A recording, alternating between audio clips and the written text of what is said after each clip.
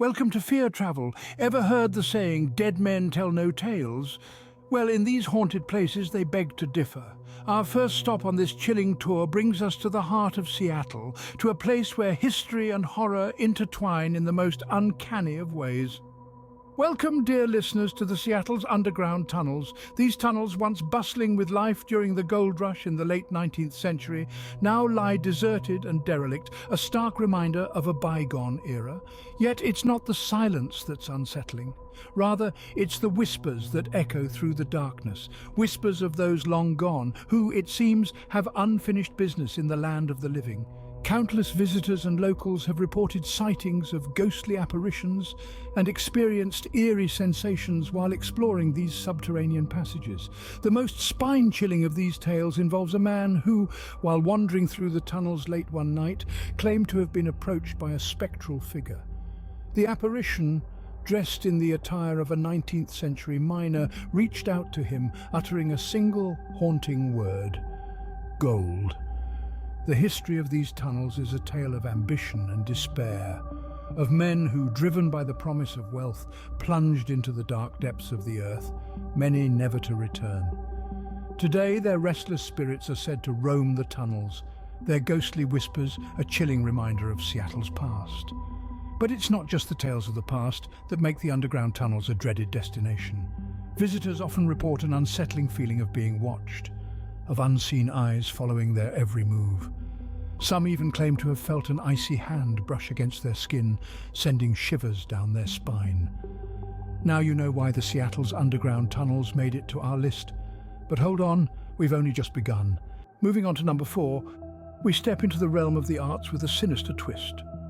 Nestled in the heart of Seattle, the Harvard Exit Theatre cloaks a chilling tale beneath its grandiose facade. Once a bustling hub for film enthusiasts, this historic edifice harbours more than just memories of cinematic classics. Its past, steeped in activism and strife, seems to have left an indelible mark on its present. In the early 20th century, the building served as the meeting place for the Seattle Women's Suffrage Club. Amidst the fervour of their battle for equality, a spectral woman seems to have found a permanent home within the theatre's hallowed halls. Patrons and staff alike have reported sightings of this ethereal figure, her presence a chilling reminder of a time long past. This spectral woman, often seen in a long, flowing gown, wanders the theatre's corridors aimlessly.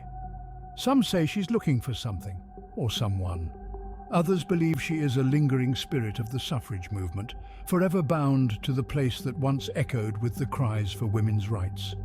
Her ghostly figure, as unsettling as it is intriguing, has become a staple of the Harvard Exit Theatre's lore. The theatre's eerie atmosphere is further amplified by strange noises heard in the still of the night. Unexplained footsteps echo through the deserted halls, whispers float on the air, and doors creak open and shut on their own. These chilling occurrences, though disconcerting, have only added to the theatre's enigmatic charm. But is there a sinister truth hidden behind these tales of the supernatural? Could the restless spirit of a suffragette still be roaming the theatre, forever trapped in her fight for justice? Or are these stories merely figments of an overactive imagination fueled by the theatre's haunting ambience? Whatever the truth may be, the Harvard Exit Theatre stands as a chilling testament to Seattle's haunted history. Its spectral inhabitant, real or imagined, serves as a haunting reminder of a time when women fought valiantly for their rights. Next time you visit a theatre, remember the Harvard Exit. The show might just go on, even after death. Our third location is a bustling bazaar by day, but by night, it's a different story. Pike Place Market, Seattle's epicenter of fresh produce, craft goods, and a myriad of other items, is known for its lively atmosphere during the day. But as the sun sets and the crowds disperse, a different kind of activity comes alive. The market's history is rich, and with that comes a plethora of paranormal tales that have been whispered through the years. The market, with its century-old walls, has been the backdrop to numerous sightings of apparitions. The most common of these spectral sightings are of children. Patrons and employees alike report seeing small, ghostly figures playing in the aisles after hours. Some even claim to hear the faint laughter of children echoing through the vacant stalls. But the most well-known phantom of Pike Place is none other than Princess Angeline, the daughter of Chief Seattle himself. Angeline, whose real name was Kiki Soblu, was a familiar figure in the market during her lifetime in the late 19th century. Her spirit, many claim, has never left. Sightings of a Native American woman fitting Angeline's description are not uncommon. From the scent of her pipe tobacco to the rustling of her traditional cedar bark dress, her presence is felt, adding an eerie layer to the market's history. Why these spirits choose to linger in the market is a mystery. Some speculate it's due to the market's location, built on an old Native American burial ground. Others believe it's the energy of the market itself, a place filled with life and vibrancy that holds these spirits captive. So the next time you find yourself wandering the stalls of Pike Place Market, remember you're not just walking through a market, you're walking through a haunted history. It's a place where the line between the living and the dead is blurred, where the past seamlessly merges with the present. The Pike Place Market, where commerce and the creepy go hand in hand. At number 2, we check into a hotel from which some guests never checked out. Welcome, my friends, to the Sorrento Hotel. This century-old establishment has seen more than its fair share of the paranormal. The hotel, with its Italianate architecture and old-world charm, is also home to a rather permanent guest. Let me introduce you to Alice B. Toklas. A literary figure known for her avant-garde lifestyle, Alice is said to have never left the Sorrento. She's often seen on the 4th floor, her favourite haunt, pun intended. Guests and staff alike have reported strange occurrences attributed to Alice's spectral presence. From mysterious piano music wafting through the halls to the inexplicable scent of fresh-baked brownies, Alice seems to enjoy making her presence known. And it's not just Alice who's made the Sorrento her eternal abode. There are tales of unidentified apparitions gliding through the corridors in the dead of night. Whispers of a little girl giggling echo through the rooms, and guests have reported seeing her skipping along the hallways. The spectral child is often seen holding the hand of an equally transparent woman, believed to be her mother. The Sorrento Hotel is not for the faint-hearted. The staff have their own tales of ghostly encounters, from lights flickering on and off to objects moving on their own. Some even claim to have seen Alice herself, appearing in mirrors and disappearing when approached. The staff, however, take it all in stride, accepting these strange occurrences as part of the hotel's charm. The Sorrento's ghosts are not malicious, but they certainly are active. Whether you're a skeptic or a true believer, a night at the Sorrento Hotel might just change your mind. It's a place where the boundary between the living and the dead seems to blur, and the echoes of the past resonate in every corner.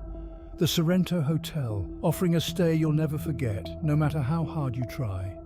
And finally, the most haunted spot in Seattle, where the applause of the unseen audience never stops. Welcome to the Moore Theatre, a place where the past and present collide in a chilling symphony of spectral whispers and disembodied applause.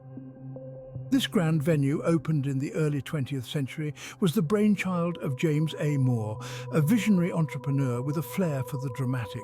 Moore's ambition was to create a theatre that would be the envy of the West Coast, a place where the arts would flourish and Seattle's elite would gather.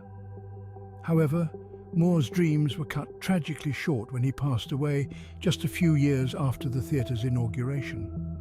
Now, Moore's spirit is said to linger in the theatre he loved so much, eternally overseeing every performance, every curtain call.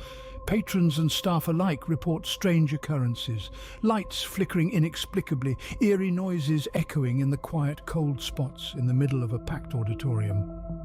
Some have even claimed to see a shadowy figure in the old-fashioned attire of a bygone era, watching the stage from the back of the theatre. Could it be Moore himself, forever tied to his beloved creation? But Moore is not the only spectral performer at this theatre. Over the decades, countless other phantoms have been reported. From a woman in white who weeps in the balcony to a mischievous spirit who loves to play pranks on the staff, the Moore Theatre is teeming with otherworldly inhabitants. Perhaps it's the theatre's rich history that draws these spirits, or maybe it's the energy of the thousands of performances that have taken place on its stage. Whatever the reason, the Moore Theatre is undeniably a hotspot for the supernatural, a place where the spectral applause never ends. The Moore Theatre, where every performance could be your last. So next time you take in a show, remember to keep an eye on the shadows. You never know who or what might be watching along with you.